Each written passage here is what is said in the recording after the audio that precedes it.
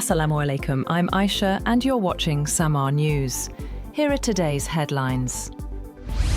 Saif al-Islam Gaddafi, 53, the prominent son of late Libyan ruler Muammar Gaddafi, was killed by masked armed men at his home in Zintan, southwest of Tripoli. Authorities described it as a cowardly and treacherous assassination, while calls for an urgent investigation are mounting. His death could reshape Libya's political balance amid persistent instability.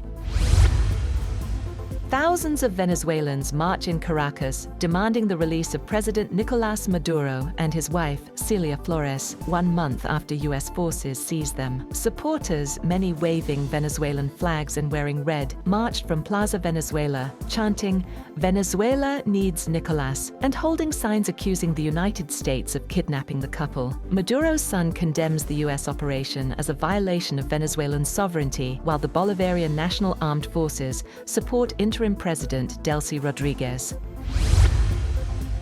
French police raid Elon Musk's social media platform X as prosecutors widened a year-long investigation into suspected algorithmic abuse and harmful AI outputs. Musk and former CEO Linda Yaccarino are summoned to appear on April 20th. The inquiry now includes X's AI chatbot Grok, following complaints it produced sexualized deepfakes involving minors. UK and EU authorities have also launched separate probes into Grok and X's moderation of illegal content. Musk called the investigation a political attack, while French prosecutors stressed enforcement of image rights and child protection laws amid growing tensions between European regulators and US tech firms.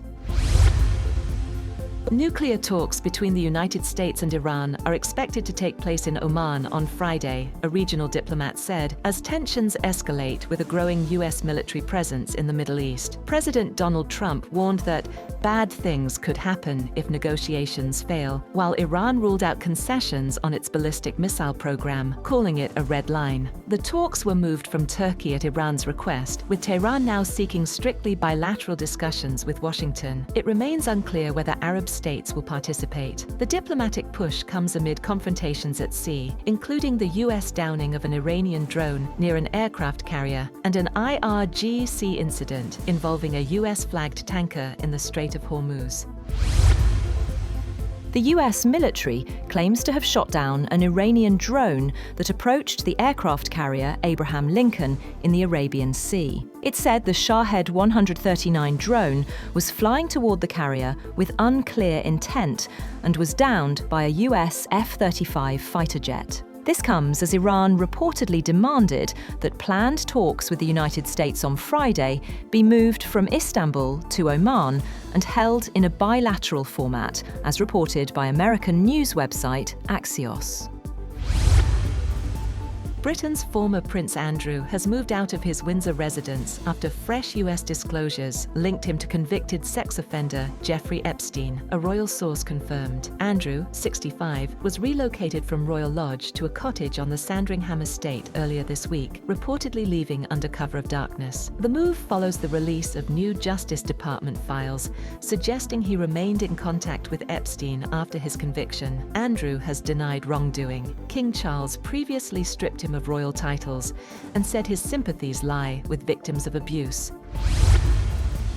Taiwan President Lai Ching-te warns that blocking a proposed $40 billion defense spending package could send the wrong message internationally about the island's resolve to defend itself. The opposition-controlled parliament has stalled the proposal, drawing concern from U.S. lawmakers. Senator Roger Wicker, chair of the U.S. Armed Services Committee, said he was disappointed by cuts to Taiwan's defense budget. Lai said continued delays could slow defense upgrades and lead the international community to question Taiwan's commitment to safeguarding peace in the Indo-Pacific.